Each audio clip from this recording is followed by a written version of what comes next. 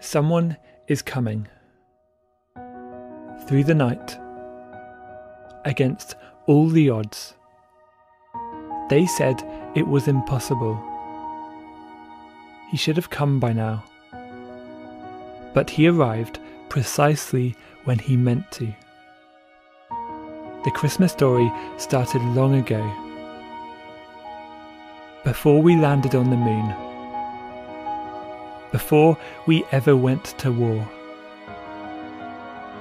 before that special birth in Bethlehem, before every famine and every flood, before any person had ever died. A lonely couple who made a choice. Their home was the best place imaginable, but they listened to a serpent who told a lie instead of the God who cared for them. So their first baby, and every child since, has been born away from home. There was a hint a child from them would make things right. But their first son killed his younger brother. Death entered our broken world, and the serpent's lie lived on. But God wasn't done. He sent someone.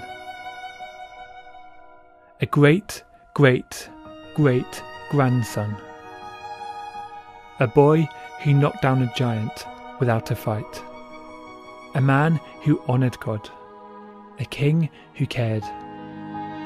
But he listened to the lie as well. He killed to steal himself a wife.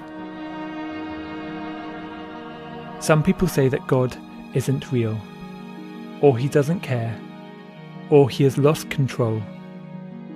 There was another king who thought that way. He and his people were surrounded. Survival seemed impossible.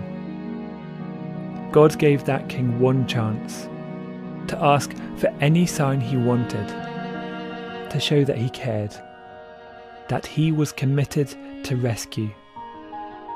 The king declined.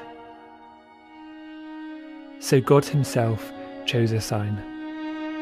The virgin shall conceive, and bear a son, and shall call his name Emmanuel, God with us. Impossible. We didn't win the fight that day. We never beat the lie.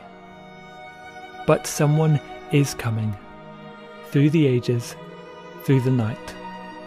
Though they say it's impossible, when it seemed like all was lost, Jesus came, precisely when he meant to. The Virgin had her child, Emmanuel, the sign that God himself has come to rescue.